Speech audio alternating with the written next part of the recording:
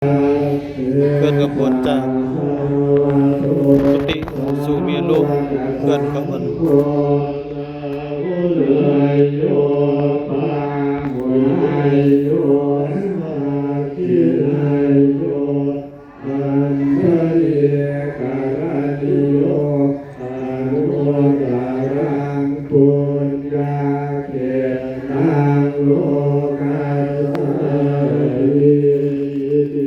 โส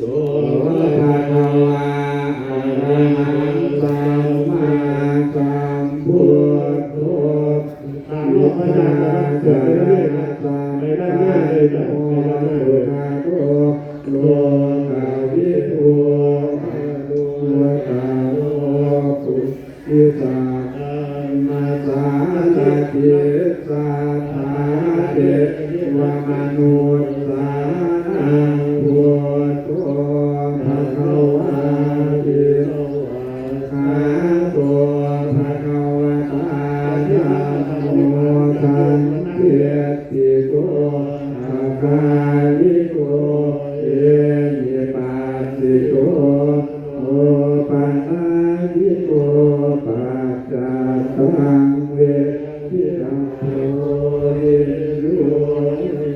เดสุขติปันโนภะคะวะที่3จบแล้วนะครับก็3 รอบแล้วครับ3 รอบแล้วก็โยมเดินไปนิดนึงแต่เพื่อลดลง